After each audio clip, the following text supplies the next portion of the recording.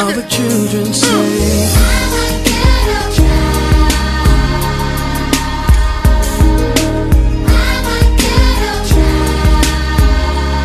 Check it out. There's a world out there that I want to see. Welcome. This is ELBC and the Liberia National Television.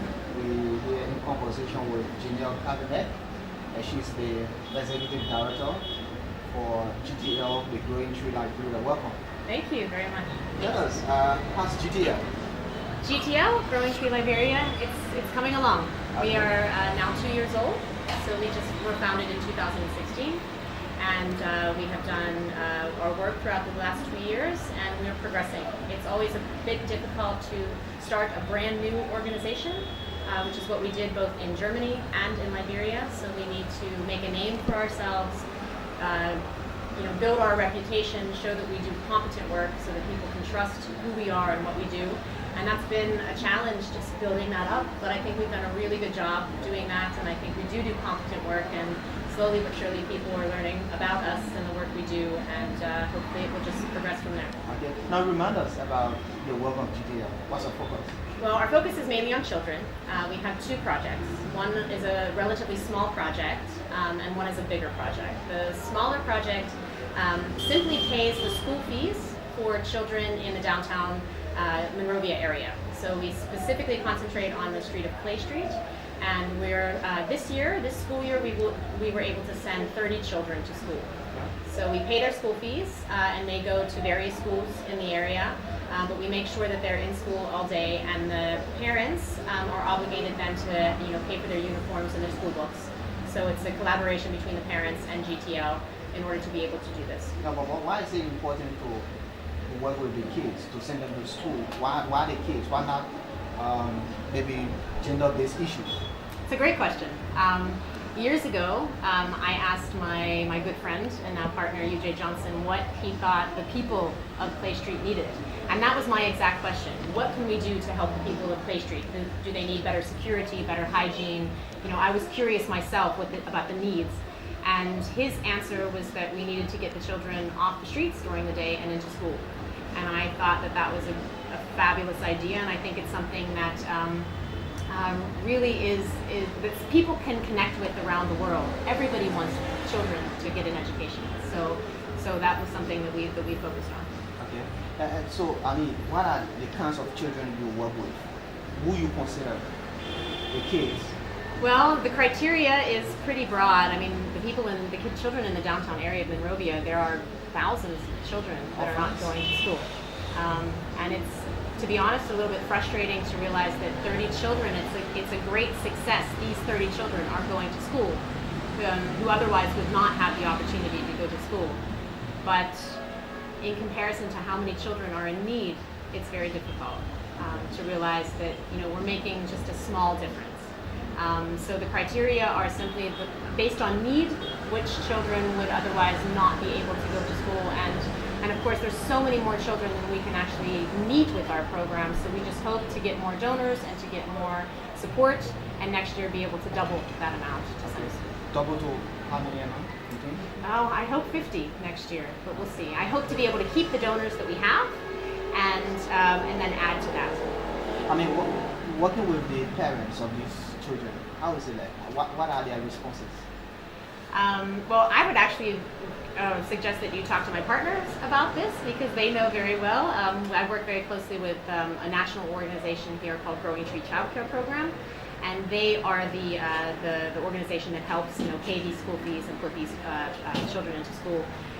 But the parents have been extremely supportive. Specifically, the reception that I get personally when I visit the families is very, very welcoming and very thankful.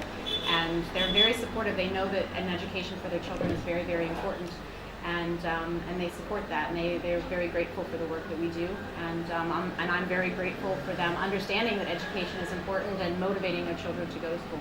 And I suppose GTL has a very big and ambitious, vision. Will you want to extend your project outside Clay Street? Yes, definitely, of course. But we also have another bigger project that we're working on simultaneously, and that is the child care center that we want to build up in Sasstown. This is a center that ideally will hold 50 children and will be a temporary home to street children that are now currently on the streets of Monrovia and elsewhere in Liberia and do not have a home. We're in the process of building this child care center. We've in the last 3 years, we've located the land, bought the land, surveyed, deeded, and cleared the land. And right now, we're in the process of building the perimeter wall for security that will, protect the child care center. And then we need to start working on building the structures. And important thing to know about this project is that long term, we want to link a foster care system for the children to this child care center.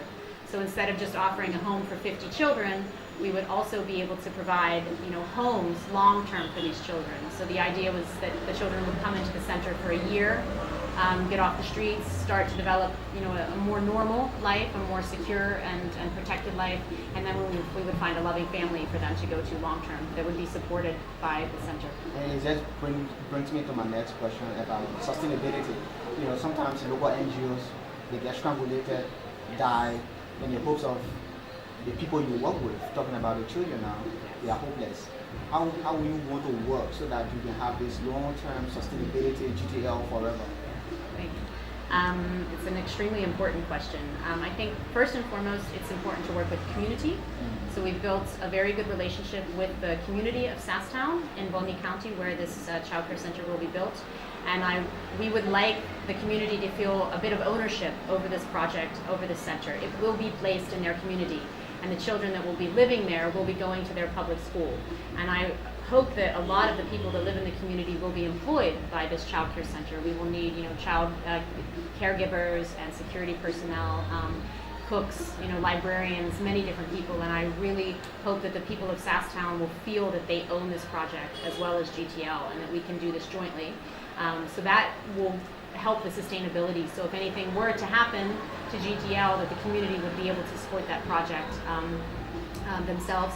We would also like to be able to support the child care center with an agricultural project. So there's a lot of land out in Bonny County, and we would like to take some of that land and buy another piece of land that we would be able to plant crops on, in order to provide the nutrition for the child care center, but at the same time, we would be able to sell some produce from that farm and make money from that to be able to make it more sustainable and less reliant on funds.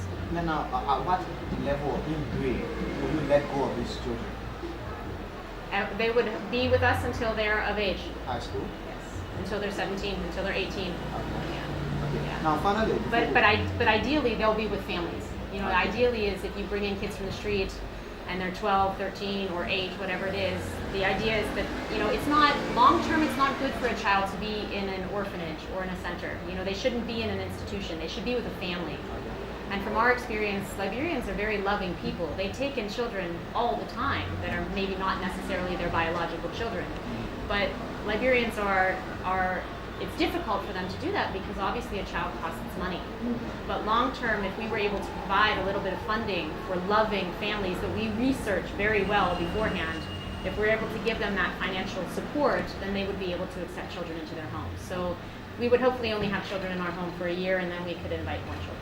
Now, finally, what's your next course of action after here? What next for GTL? What do you want to see in the next 2-3 years? Ooh, I want to see a lot in the next 2-3 years. Like I said before, I would love to expand the smaller project of paying the school fees beyond just 30 children. We would definitely like to have much more next year. 50 would be a great goal for the number of children, but we'll work towards that. And then we want to just continue with the building of the child care center. So we have, not only do we need to build, but we need to decide on staff members. We need to train these staff members before we can actually invite children into the home. So that will be a long process.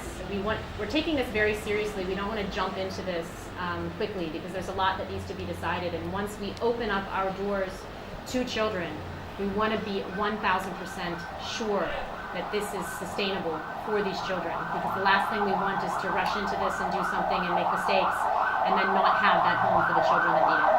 I said finally, but I think this should be the final question. Do you have a partnership plan in mind to work maybe with the government through the Ministry of Gender, Children and Social Protection? Yes, we already have those contacts. I mean, any sort of child care center that's funded needs to work with the Ministry of Gender, and we've been working closely with them, or coordinating with them, or just letting them know about our plans, essentially.